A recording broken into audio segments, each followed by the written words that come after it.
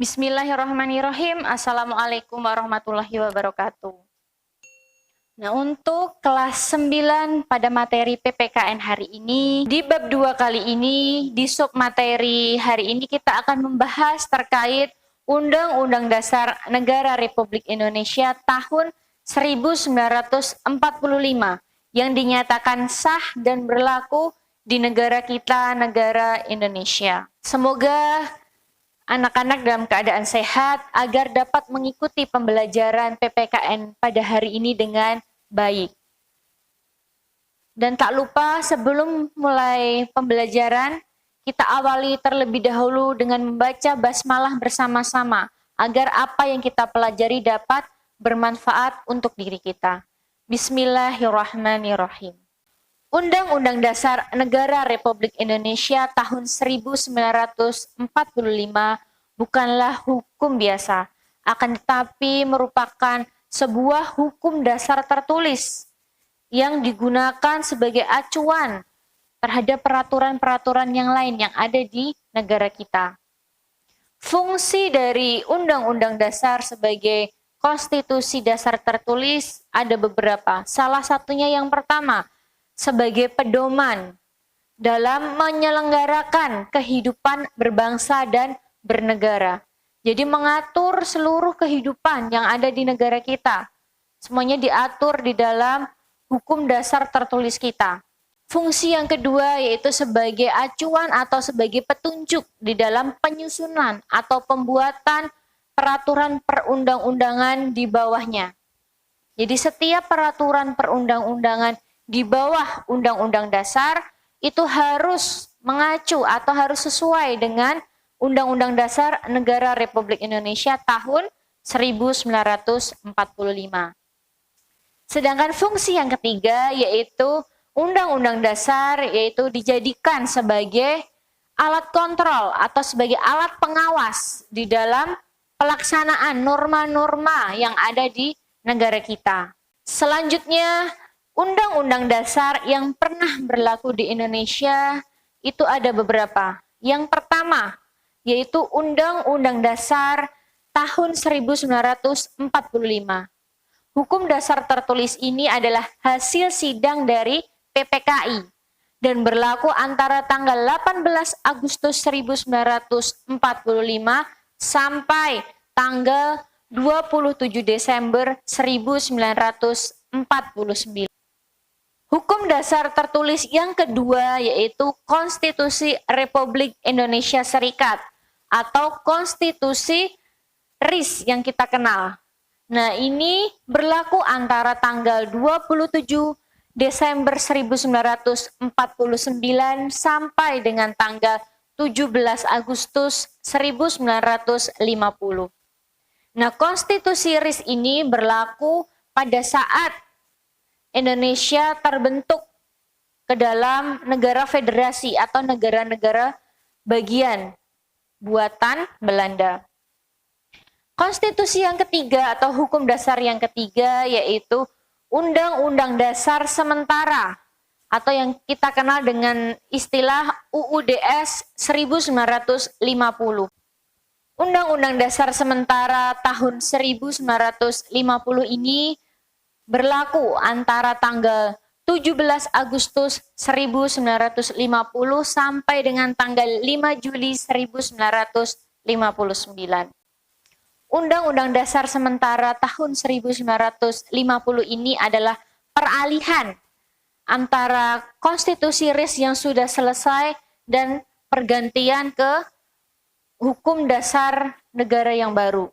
Yang keempat yaitu Undang-Undang Dasar Negara Republik Indonesia tahun 1945.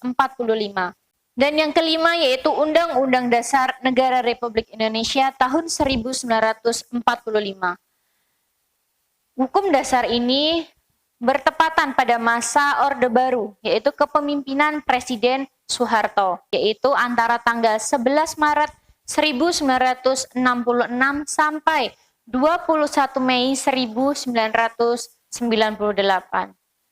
Setelah itu terjadilah masa reformasi dan beralihlah ke Undang-Undang Dasar Negara Republik Indonesia tahun 1945 dan mengalami beberapa kali amandemen atau perubahan.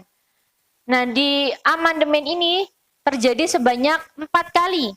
Yang pertama pada tahun 1999, yang kedua pada tahun 2000, yang ketiga yaitu pada tahun 2001, dan yang terakhir amandemen keempat yaitu terjadi pada tahun 2002. Nah, anak-anak semua, itu adalah undang-undang dasar yang pernah berlaku dan pernah dinyatakan sah di negara kita, negara Indonesia.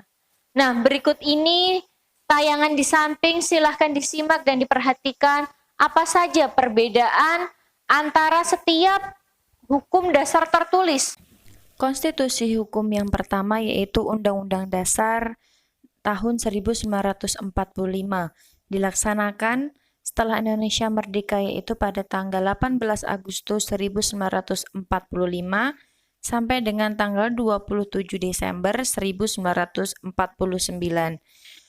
Konstitusi dasar ini adalah hasil dari sidang BPUPKI dan disahkan di sidang PPKI, dan bertepatan dengan dikeluarkannya maklumat Wakil Presiden nomor X yang memutuskan Komite Nasional Indonesia Pusat sebagai lembaga legislatif, karena pada masa itu belum ada lembaga MPR dan DPR. Dan di sini nomornya yaitu X, bukan 10, karena pada saat itu Sekretaris Negara belum membawa buku penomoran surat. Jadi pada waktu itu diberikan nomor X. Konstitusi yang kedua yaitu Konstitusi RIS 1949. Konstitusi RIS ini adalah Konstitusi Republik Indonesia Serikat, dilaksanakan pada tanggal 27 Desember 1949 sampai dengan tanggal 17 Agustus 1950. Pada pelaksanaan Konstitusi RIS ini, negara Indonesia terbentuk menjadi negara-negara bagian atau federasi. Negara federasi ini adalah negara yang dibuat oleh Belanda, di mana ada 7 negara bagian dan 9 daerah otonom yang berdiri sendiri di luar daerah atau negara-negara bagian. Di Konstitusi RIS ini dipimpin oleh kepala negara, yaitu Presiden dan Wakil Presiden, dan dipimpin juga kepala pemerintahan, yaitu Perdana Menteri. Di samping adalah nama-nama negara atau negara bagian yang dibuat oleh Belanda. Ada 7 negara bagian, dan ada juga daerah-daerah otonom. Ada 9 daerah otonom yang tidak bergabung dalam negara-negara bagian atau negara federasi. Otonom itu adalah daerah yang diberikan kekuasaan untuk mengatur dan mengurus daerahnya sendiri. Konstitusi dasar selanjutnya yaitu yang ketiga adalah Undang-Undang Dasar Sementara tahun 1950. Dilaksanakan pada tanggal 17 Agustus 1950 sampai dengan tanggal 5 Juli 1959. Di dalam pelaksanaan konstitusi ini, kabinet atau menteri sering berganti. Jadi untuk pelaksanaan program pembangunan tidak berjalan dengan baik karena sering terjadi pergantian kabinet. Dan di pelaksanaan Undang-Undang Dasar sementara ini, di akhir pelaksanaannya bertepatan dengan dikeluarkannya dekret Presiden oleh Presiden Soekarno pada tanggal 5 Juli 1959. Ada 3 isi di dalam dekret Presiden. Salah satunya itu mengembalikan konstitusi tertulis kepada Undang-Undang Dasar Negara Republik Indonesia tahun 1945. Selanjutnya konstitusi berganti kepada Undang-Undang Dasar Negara Republik Indonesia tahun 1945. Dilaksanakan pada 5 Juli 1959 sampai tahun 1966. Di pelaksanaan kali ini terjadi beberapa penyimpangan terkait pelaksanaan Undang-Undang Dasar. Yang pertama yaitu Presiden mengangkat ketua dan wakil ketua MPR atau DPR. dan Mahkamah Agung, serta Wakil Ketua DPA Dewan Pertimbangan Agung dijadikan sebagai Menteri Negara. Dan juga ada pemberontakan PKI melalui gerakan 30 September Partai Komunis Indonesia atau yang kita kenal sebagai G30 SPKI. Dan pergantian konstitusi yang kelima yaitu Undang-Undang Dasar Negara Republik Indonesia tahun 1945 pada masa Orde Baru, yaitu dilaksanakan pada tanggal 11 Maret 1966 sampai dengan tanggal 21 Mei 1998. Pada masa ini dipimpin oleh Presiden Soeharto. Dan di sini terjadi beberapa peristiwa, salah satunya yaitu menganggap Undang-Undang Dasar sebagai hal yang sakral dan tidak ada perubahan terhadap pasal-pasalnya. Walaupun di dalam kehidupan bermasyarakat terjadi perkembangan-perkembangan dan juga terjadi penyimpangan, kolusi, korupsi, dan nepotisme atau yang kita kenal dengan istilah KKN.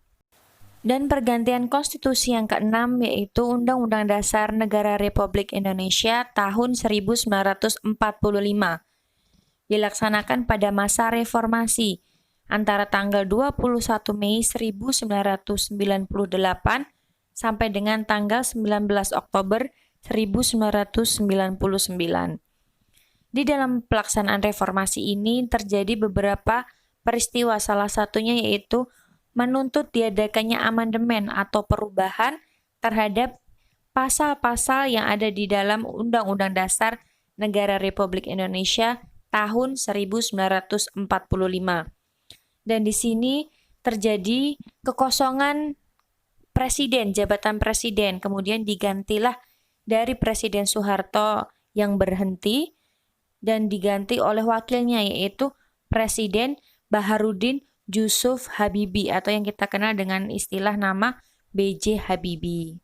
Nah, tadi anak-anak sudah menyaksikan bagaimana perbedaan Undang-Undang Dasar Negara Republik Indonesia tahun 1945 dari awal kemerdekaan sampai saat ini, yaitu pada tanggal 18 Agustus 1945 sampai pada masa saat ini, yaitu hasil amandemen keempat.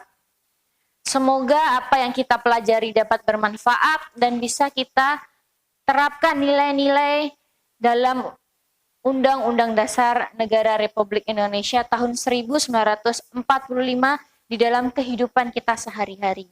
Terima kasih. Semoga kita selalu dalam keadaan sehat agar bisa mengikuti pembelajaran dengan baik. Jaga kesehatan dan tetap semangat. Terima kasih. Assalamualaikum warahmatullahi wabarakatuh. Salam PPKN.